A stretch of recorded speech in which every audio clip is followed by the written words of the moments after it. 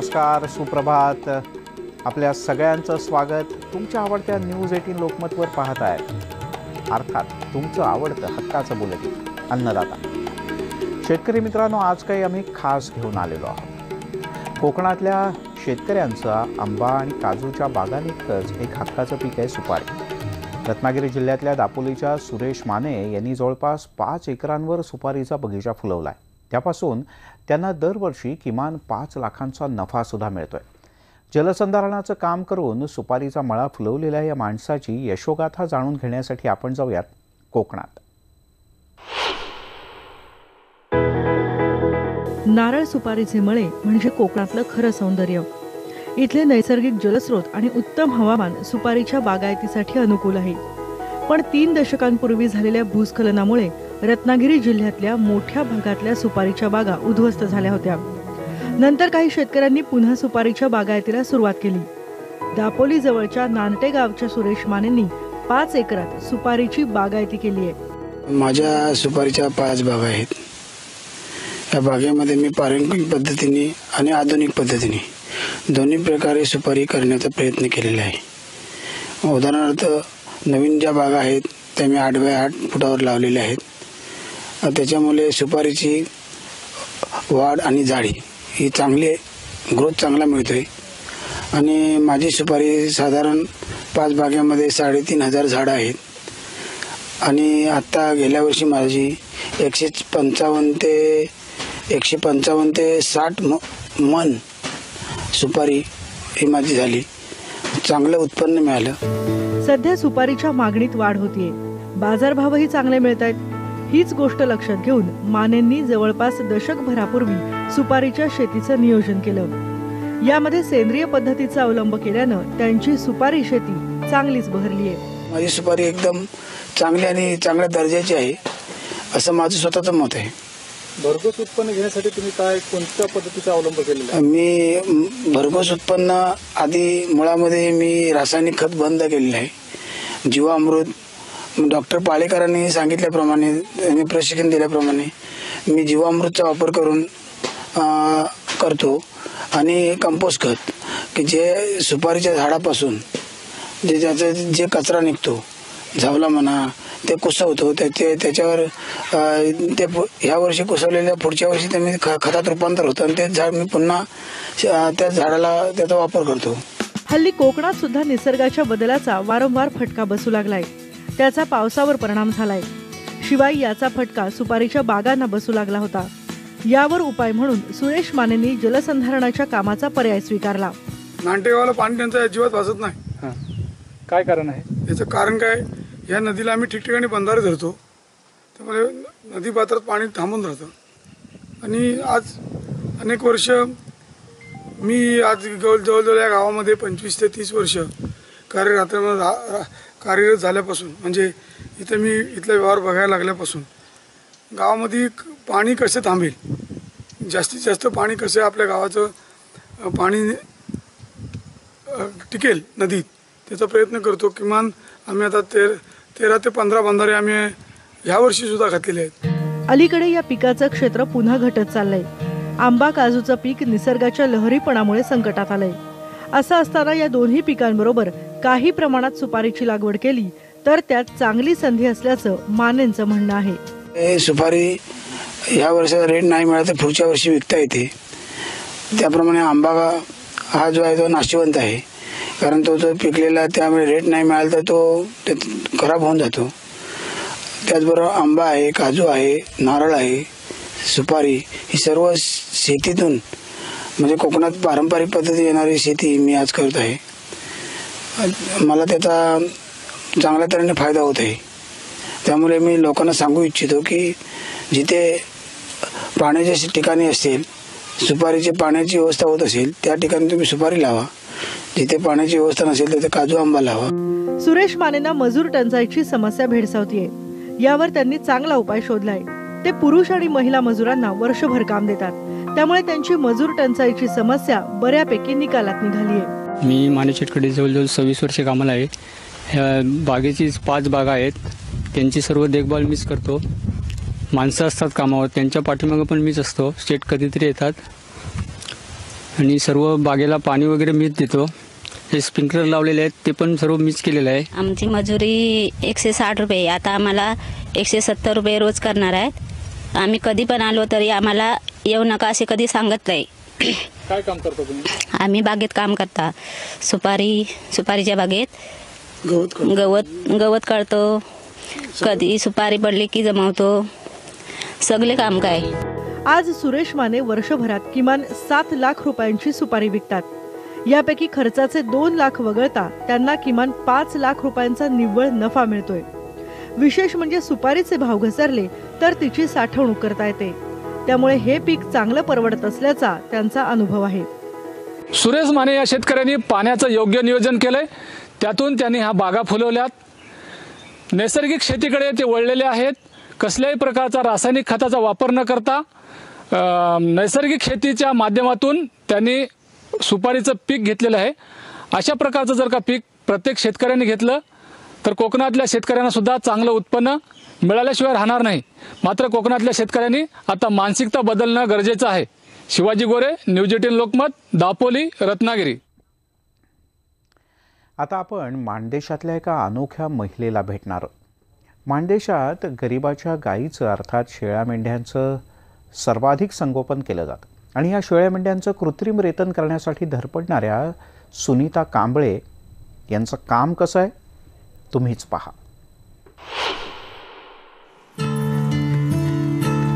सोलापूर जिल्ह्याच्या सांगोला तालुक्यातल्या या दुष्काळी गावात सुनीता कांबळे या पशुचिकित्सक राहतात. त्यांचं शिक्षण तसं जेमतेम 8वी पास, पण त्या भल्या भल्या पशुवैद्यकांना न जमणारं काम लीलया करतात. होय, शेळ्या मेंढ्यांचं कृत्रिम रेतन करण्यात त्यांचा हातखंडा आहे. ही कामगिरी पार पाडण्यासाठी त्यांना खूप प्रशिक्षण घ्यावी लागली. सगळ्यात पहिल्यांदा मी गृहिणी होते आणि एक दिवशी मानदेश फाउंडेशनची मोबाईल बस आमच्या गावामध्ये आलेली. मोबाईल बस आल्यानंतर तिथं मला हे प्रोजेक्ट शेळीसखी या प्रोजेक्टची माहिती मिळाली. सुनीताताईंना शेळ्या मेंढ्यांच्या चिकित्सेचं काम करण्यासाठी मोठी मेहनत घ्यावी लागली. म्हसवडचं मानदेशी फाउंडेशन, फलटणच्या निमकर इन्स्टिट्यूटच्या साथीनं त्यांनी भली मोठी आव्हानं पेलली. शेळ्यांचं कृत्रिम रेतन करणं हे अतिशय अवघड काम त्या सहजपणे करतात. हे काम करत असताना मला गावातून रिस्पॉन्स नव्हता आणि विशेष म्हणजे गव्हर्नमेंट डॉक्टरने तर मला चॅलेंज केलेलं की मॅडम आजपर्यंत आम्ही गाय म्हशीमध्ये कृत्रिम रेतन करतो आणि शेळ्यांमध्ये आम्ही कधी हे बघितलंच नाही आणि हा तुम्ही प्रयोग काय आणलाय. सुनीताताईंनी शेळ्यांच्या कृत्रिम रेतनाचं काम हाती घेतलं तेव्हा अनेक आव्हानांना सामोरं जावं लागलं. एका शेतकऱ्याच्या शेळीला त्यांनी कृत्रिम रेतन केलं होतं, पण त्यांना संबंधित शेतकऱ्यानं थेट 5 महिन्यानंतर शेळीला 3 गोंडस करडं झाल्याचं सांगितलं आणि त्यांचा प्रयोग दणक्यात यशस्वी झाला. तेव्हापासून मात्र त्यांच्या जीवनात कमालीचा बदल झाला. त्यांची मागणी वेगानं वाढू लागली. कृत्रिम रेतन तसंच शेळ्यांवर औषधोपचार ही कामं त्या सहजी करतात. आज त्या माणदेशातल्या 3 ते 4 तालुक्यात फिरून ही सेवा शेतकऱ्यांना देतात. एक मोटरसायकल, सिमेंटचा सिलेंडर ही साधनं त्यांच्यासोबत कायम असतात.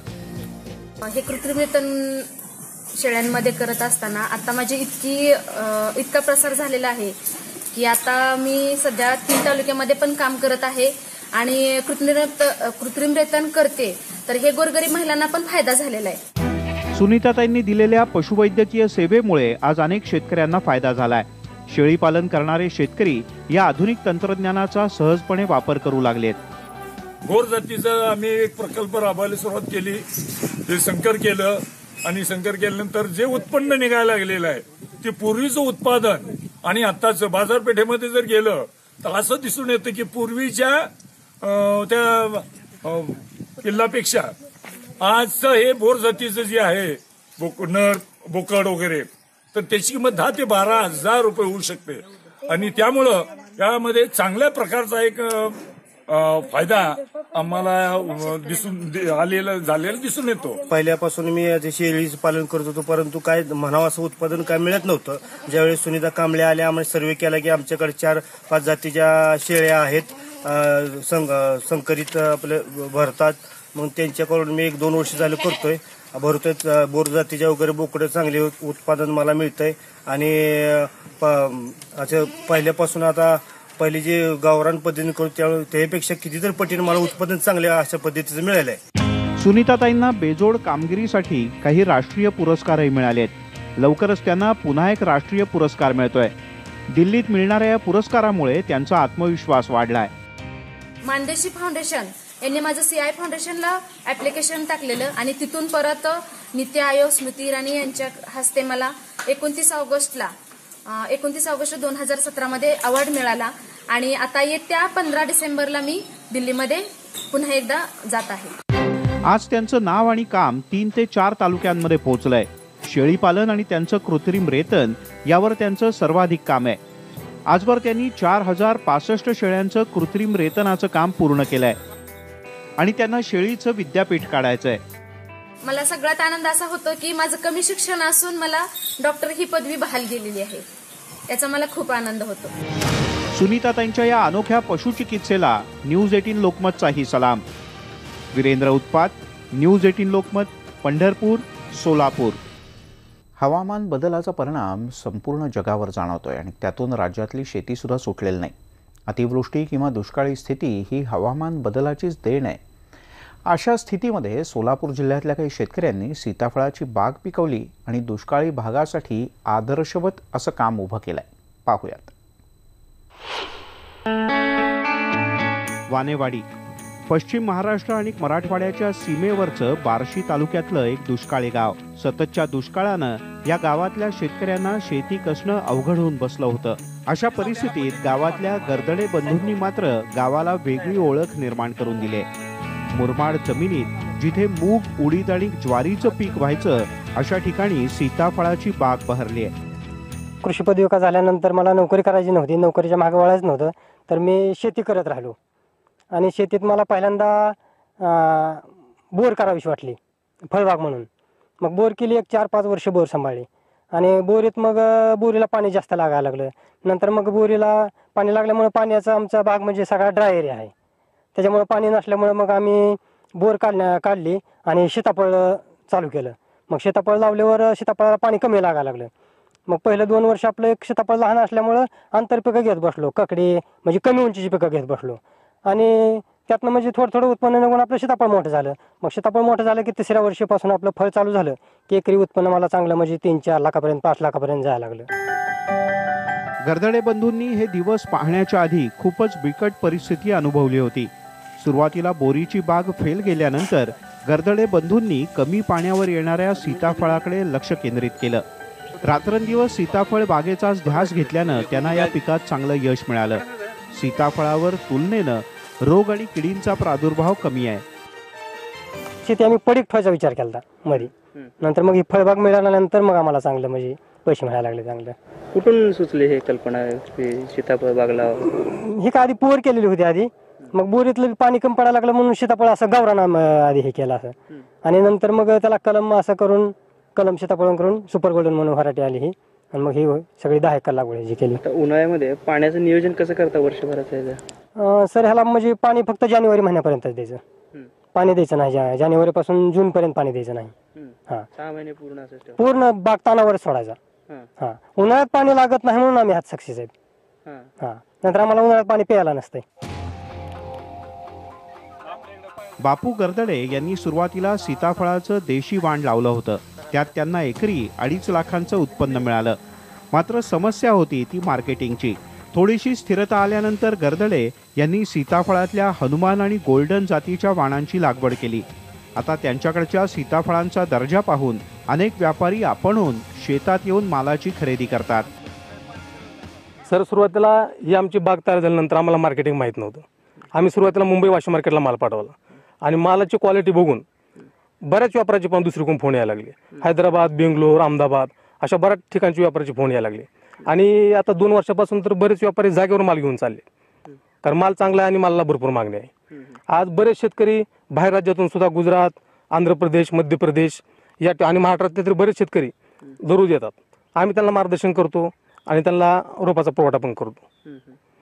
सर कसं ह्या सीताफळामुळे फक्त आमचं चांगलं झाले आणि त्यामुळे आम्हाला असं वाटतं की माझे शेतकरी सुद्धा दुसऱ्या शेतकरी सुद्धा चांगलं व्हावं. त्यामुळे आम्ही त्यांना मार्गदर्शन करतो आणि शेतकऱ्यांनी अशी बाग बनवावी अशी आमची इच्छा आहे.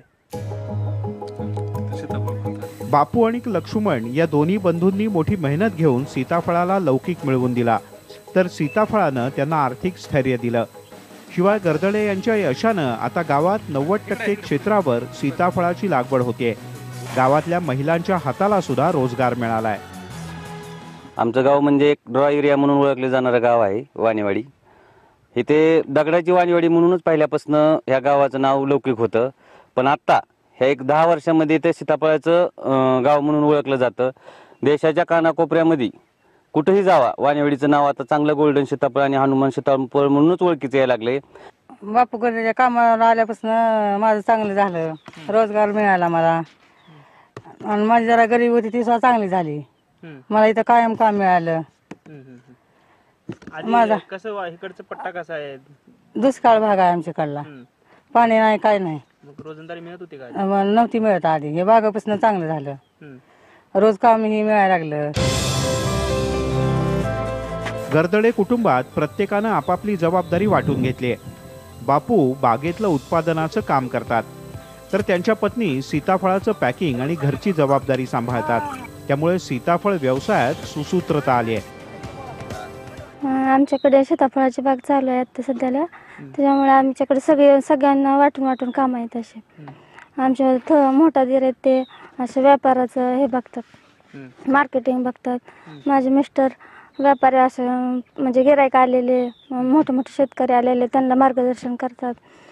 आणि आमच्याकडं आम्ही महिला घेऊन तोडण्याचं चालू असतं, तोडायला आणि शॉर्टिंग करून भरणं पॅकिंग करायचं आमच्याकडे काम असते. गर्दळे बंधूंना आता बऱ्यापैकी स्थिरता मिळाली आहे. त्यामुळे त्यांनी बागेत नवनवीन प्रयोग करायलाही सुरुवात केली. उत्पादन वाढवण्यासाठी त्यांनी आता इस्रायल पद्धतीनं बागेची लागवड केली आहे. यातून त्यांना अतिरिक्त उत्पादन मिळण्याची खात्री आहे. अतिघन लागवडमध्ये इस्रायलमध्ये कमी जागेमध्ये जास्त उत्पन्न कसे घेते, तर कमी जागेमध्ये झाडांची संख्या वाढवायची. झाडांची संख्या वाढली की फळांची संख्या वाढते आणि साहजिकच उत्पन्न वाढतं. त्यामुळं त्याची लागवड केलेली आहे. पण हा प्रयोग आहे तुमचा? हा प्रयोग आहे सर, आणि या प्रयोगामध्ये 100% मी सक्सेस होणार. आजवर महाराष्ट्रात भाऊबंदकीच्यामुळे शेती आणि नाती लयाला गेली, पण गर्दळे बंधू त्याला अपवाद आहेत. त्यांच्या कर्तृत्वामुळे त्यांनी दगडाची वानेवाडी ही गावाची ओळख पुसून सीताफळाची वानेवाडी अशी नवीन ओळख मिळवून दिली आहे. कमी पाण्यामध्ये येणारं आणि जास्त उत्पादन देणारं पीक म्हणून सीताफळाकडे आता पाहिलं जाते. आणि गर्दळे बंधूंनी तो एक नवा आदर्श सर्व देशासमोर घालून दिलेला आहे. आणि त्यातूनच त्यांची राष्ट्रीय ओळख देखील निर्माण झालेली आहे. त्यामुळे कमी पाण्याच्या क्षेत्रामध्ये सीताफळ हे पीक एक अतिशय चांगलं साधन होऊ शकतं, हेच या माध्यमातून आपण पाहू शकतो. व्हिडिओ जर्नलिस्ट अनिल कांबळेसह सागर सुरवसे, न्यूज 18 लोकमत, बार्शी, सोलापूर. रासायनिक खतं आणि कीटकनाशकांच्या अतिवापरानं शेती नापीक होत चालली. पण आपली जमीन नापीक होण्यापासून वाचवण्यासाठी वर्धा जिल्ह्यातल्या आलोडी गावचे बाळा माऊसकर हे गेल्या वर्षभरापासून सातत्यानं सेंद्रिय शेतीच्या तंत्रज्ञानाचा वापर करतात. देशी गायींचं संगोपन केल्यानं त्यांच्या रासायनिक निविष्ठांवरील लाखोंचा खर्च सुद्धा वाचलाय. पाहूयात. ओलोडी गावामध्ये बाळा माऊसकरांची 4 एकराची शेती आहे. यामध्ये ते धान्य पिकाच्या बरोबरच भाजीपाल्याची पिकंही घेतात. यामध्ये ते अनेक वर्षांपासून रासायनिक खतं आणि कीटकनाशकं वापरत होते, पण रसायनांच्यामुळे त्यांची जमीन नापीक होत चालली. आणि यावर उपाय म्हणून त्यांनी गेल्या वर्षभरापासून सेंद्रिय तंत्रज्ञानाचा वापर सुरू केलाय. आणि तेव्हापासून त्यांच्या शेतीमध्ये समाधानकारक बदल घडू लागलेत. जमिनीची परिस्थिती जी रासायनिक याच्यामुळे झाली होती, जी जमीन निर्जीव झाली होती, वेस्ट कंपोजरच्या वापरामुळे ती आता सजीव झाल्यासारखी वाटते. त्याचा सुगंध बदलला आणि माती भरपूर झाली. सेंद्रिय शेती तंत्रात रासायनिक कीटकनाशकांचा पर्याय म्हणून त्यांनी दशपर्णी अर्काचा वापर केला. दशपर्णी अर्काची निर्मिती ते घरगुती करतात, त्यामुळे विषमुक्त शेतीला बळ मिळालंय.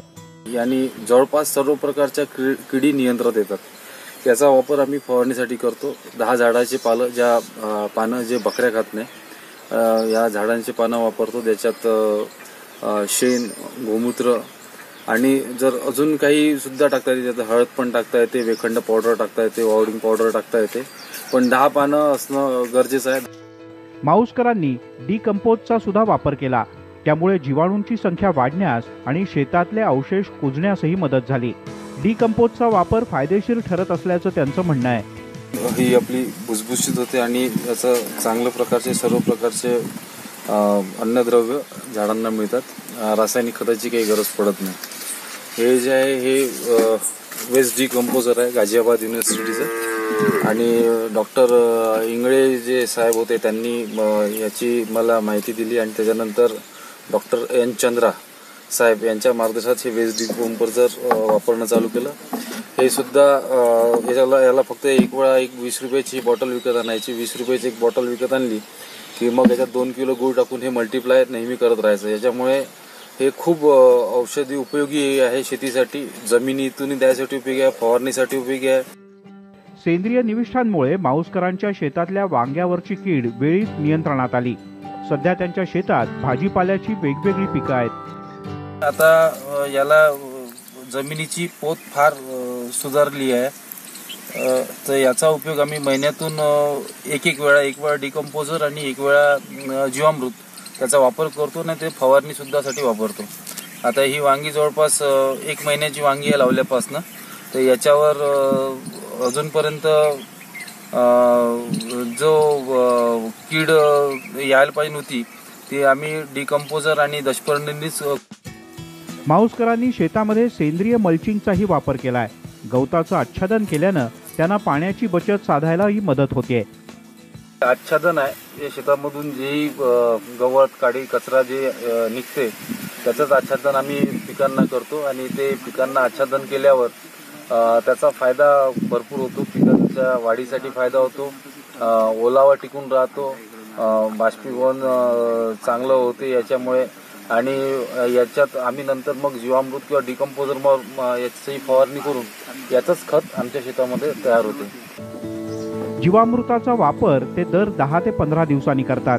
यामुळे जीवाणूंची संख्या वाढायला मदत होते आणि मातीतल्या कर्बाचं प्रमाण समाधानकारक राखायलाही फायदा होतो. गूळ, बेसन, बांधावरची माती, गोमित्र 7 दिवस ठेवून आपण हे जीवामृत सेंद्रिय शेतीसाठी जमिनीतून खत म्हणून वापरतो आणि फवारणीसाठी सुद्धा वापरतो. सध्या त्यांच्या शेतामध्ये मोहरी, वांगी, कोथिंबीर यासह वेगवेगळ्या प्रकारच्या भाज्यांची पिकं आहेत. सेंद्रिय शेती पद्धतीमध्ये उत्तर प्रदेशातल्या गाझियाबादच्या कृषी विद्यापीठानं बनवलेल्या डिकम्पोजचा ते वापर करतात, जो अतिशय उपयुक्त आहे. अन्नद्रव्य झाडांना मिळतात. रासायनिक खताची काही गरज पडत नाही. हे जे आहे हे वेस्ट डिकम्पोजर आहे गाझियाबाद युनिव्हर्सिटीचं आणि डॉक्टर इंगळे जे साहेब होते त्यांनी याची मला माहिती दिली आणि त्याच्यानंतर डॉक्टर एन चंद्रा साहेब यांच्या मार्गदर्शनात हे वेस्ट डिकम्पोजर वापरणं चालू केलं. हे सुद्धा याला फक्त एक वेळा 20 रुपयाची बॉटल विकत आणायची. 20 रुपयाची एक बॉटल विकत आणली की मग याच्यात 2 किलो गूळ टाकून हे मल्टिप्लाय नेहमी करत राहायचं. याच्यामुळे हे खूप औषधी उपयोगी आहे शेतीसाठी. रसायनमुक्त शेतीमुळे त्यांच्या शेतात मधमाशांचं प्रमाणही वाढलंय. गेल्या वर्षभरात रासायनिक निविष्ठांचा वापर बंद केल्यानं त्यांच्या शेतात गांडुळांची संख्याही वाढू लागली आहे. याबद्दल त्यांचा अनुभव बोलका. रासायनिक खताचा वापर मागल्या वर्षापासून करत होतो तेव्हा ह्या माती, आता तुम्ही बघा ही माती अशी कडक झालेली होती, म्हणजे निर्जीव झालेली होती. पण जेव्हापासून जीवामृत, डिकम्पोजर आणि आपण सेंद्रिय शेतीच्या पाठीमागलो होतो तेव्हापासून ही माती आता अशी भुरभुर झालेली आहे. या मातीचा सुगंधही फार वेगळा आलेला आहे आणि याच्यात कुठे ना कुठे 1-2 गांडूळ दिसतात, जे गांडूळ आपल्या शेतामधून हद्दपार झालेले होते. आज माऊसकरांच्याकडे लहान मोठी मिळून 25 देशी जनावर आहेत. या गाईगुरांच्या भरवशावरतीच ते विषमुक्त शेती करतात. पण या विषमुक्त शेतमालाच्या विक्रीची व्यवस्था नसल्यानं त्यांना आपला शेतमाल चालू बाजारात मिळेल त्या किमतीत विकावा लागतो. एकीकडे शहरांमध्ये हाच माल चौपट किमतीनं विकला जात असताना प्रामाणिकपणे सेंद्रिय शेती करणाऱ्या शेतकऱ्यांना मात्र बाजारभावाची प्रतीक्षाच आहे. नरेंद्र मते, न्यूज 18 लोकमत, वर्धा. शेतकरी मित्रांनो, माऊसकरांनी हे सिद्ध करून दाखवलंय. अवघड नक्कीच आहे, पण अशक्य नाही. आज इथेच थांबूयात. उद्याला पुन्हा भेटूयात आणखीन काही यशोगाथांसह, तुमच्या व्यथांसह. न्यूज 18 लोकमत कायमच तुमच्याबरोबर असेल.